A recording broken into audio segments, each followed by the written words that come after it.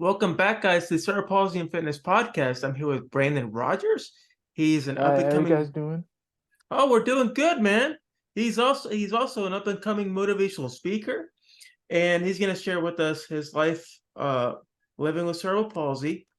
And he's also going to show us what goals it takes to be able to overcome those obstacles and what he's faced in his life and future projects that he wants to work on to help achieve the goal of being an advocate himself. So, welcome, Brandon.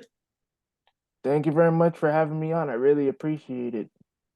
That definitely, man. So, could you go ahead and share with us a little bit about your background? Talk to us about what it was like for you growing up. Well, originally I'm from Chicago, Illinois. Was born in 1993. I'm dating myself a little bit. And That's we awesome. yeah, we moved down here when I was 5. So I've been living I basically grew up in Florida. And living with cerebral palsy early on it was difficult, but it really wasn't because how I grew up, my family didn't make it obvious, like not obvious, but they didn't let the fact that I had cerebral palsy stop me from doing normal things. Like I was still able to go outside, run around and play football, run around and play basketball, which is my favorite sport, and all the other kid stuff, all the other kid stuff that normal kids, quote unquote, normal kids do. What kind of obstacles did you face when you were a kid having cerebral palsy?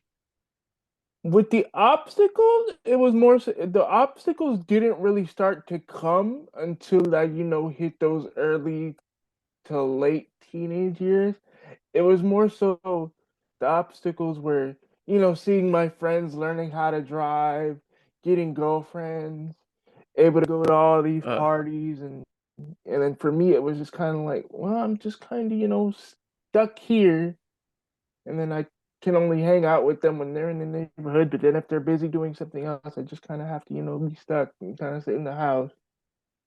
Oh yeah, But I feel you. I was in that spot for a while, and it's hard because I myself can't drive, but mm, I do operate a scooter, which makes it so much easier to get out of the house if I feel like I need to leave the house. So I don't know if you use any kind of method to kind of get around yourself, or do you drive yourself? I got my license back in May of 2022, but I do not have a car yet. I do Oh, not okay. have a car. That's another thing that I'm working on. But getting my license was a really, really, really big step for me because for the longest time, I didn't think I was going to be able to drive without hand controls. And lo and behold, I can. So, Yeah, I could drive, but I chose not to due to my I tend to jump at really loud sounds. It can be real sensitive. So yeah, it's not worth the risk. I'm not gonna do it. yeah. I deal with the startle sometimes myself as well. But as I've gotten, more into fitness and working out, I've like learned to like calm that down a little bit. It still happens from time to time, like with really sudden, like that's one reason I don't like horror movies and all that stuff. Oh man, we have something in common. Absolutely. I Yup. don't I don't really like horror movies because of that specific reason. Hmm. Oh, did you see Scream 6? No? No, I'm Oh not a horror man. movie guy. One of the most gory movies that I've seen in a while, but also it's like really cheesy because you go Hmm. back into like the previous ones and you're like, what is this? Like keep it keep us to the classics. Don't keep making movies, Yeah, you know? completely. Yep. You can say that with a lot of movies, especially the fast movies, especially the most recent one. I'm like, they already jumped the shark when they went They to space. they are milking the shit out of that movie. I swear, like Yep. they're going through what 11, 12 already? Yeah, they're about to do 11 soon. Yeah, it's crazy, man. You never know. I mean, if it sells, they're just gonna keep going. It's like think I don't know if you're a gamer yourself. I'm a gamer, but think about Grand Theft Auto 5. Yup, it's That been game out has for been 10 through plus through years. and three different consoles, I think it's like, Mm. and I have my 10 plus PlayStation years. and I have my PlayStation 5 in the back. I don't know if you And can see.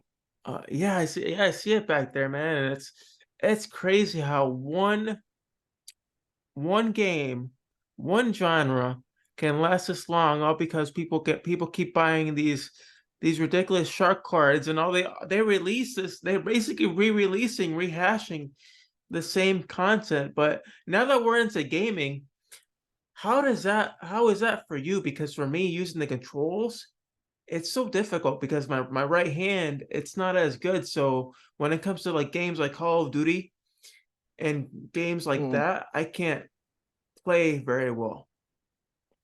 Well, for me, for me, since I have more of a mild form of cerebral palsy, it doesn't affect me as much. The only thing it really affect my right hand isn't as good either, but my reaction time is just a little bit slower, so I don't really play shooters that much. Yeah, If I do play shooters, it's mostly a single player shooters like Borderlands. I don't yeah, really play man. online. I don't really touch those kind of games because of how difficult it is for me. But I do I do applaud Microsoft and Sony for actually stepping up and starting to make adaptive controls. Yeah, So that's awesome. yeah. And it's very inclusive, and I definitely appreciate that. So back to what we were discussing earlier. I think we were just talking about you. Uh so for you, what does it mean for you to be an advocate, to be out there and really talk to people about cerebral palsy? It means a lot to me. It means a lot because for the longest time I didn't think like I thought it was just me that was going through it. And now that I'm starting, to go through this journey of interview like going through like those several palsy groups on Facebook and actually going out and look for the stuff, I noticed that there's a lot of people like me that are probably going through the same things as me or Yeah. probably have it as just as worse. And my dad, he was telling me my dad and my mentor, they were telling me for a while, like, yo, you have something that no one else has, and you can use that to your advantage to help Yes. not only not only people in your situation, but quote unquote normal people. Yeah, well, let me tell you, man, it's one of those things that once you embrace it, Mhm. the possibilities of it really expanding and branching out is limitless. You know, you Yeah. have like for me, I started this journey of motivational speaking in the podcast about 5 years ago.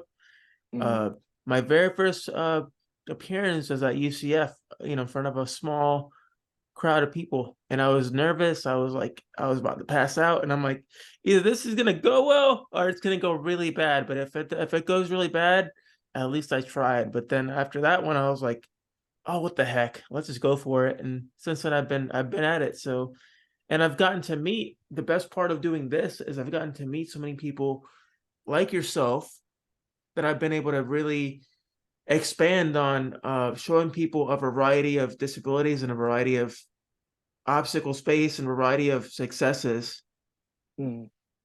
uh, with disabilities, it shows nothing is impossible. Absolutely. And I agree. I agree completely. So I mean, now you started this journey. Is it something that you really want to push out, like through this podcasting? Would you like to write like your own book one day? I have to be honest, I haven't really gotten that far. For me for right now, I'm just working on, getting my voice out there and trying to touch as many people as possible. And then once we get further down the line, I'm probably going to I should actually you just gave me something to think about because I haven't really thought about that beforehand. So, Yeah, man. It's also about the connections you make. You know, anybody you meet. Um, it's about who you know, not what you know, that can get Absolutely. you those Hmm. opportunities, because I've been afforded a lot of different opportunities, and I tend to pass it down to a lot of different people. I refer people to different podcasts, and it's really important to share that success. Yeah, absolutely. It was the it for me. It was for me how I got to this point. It all started back in 20.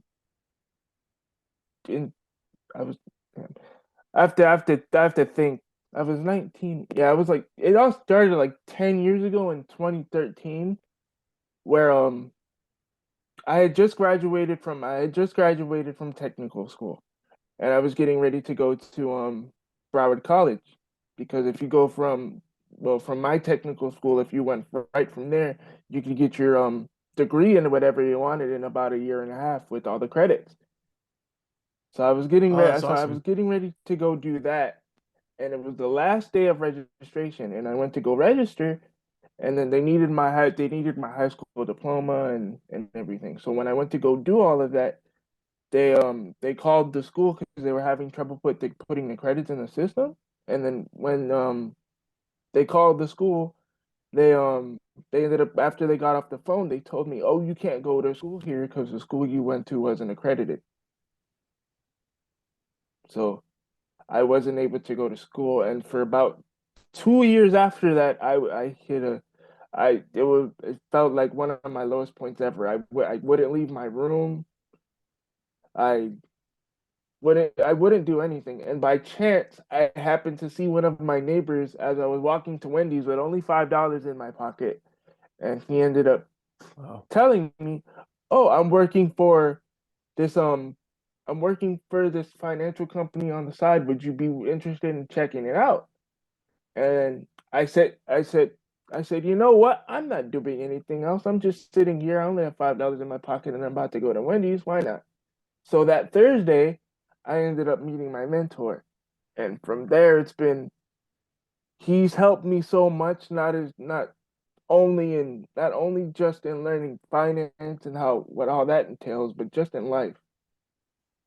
Yeah, it's always good to have that mentor, that person that you can really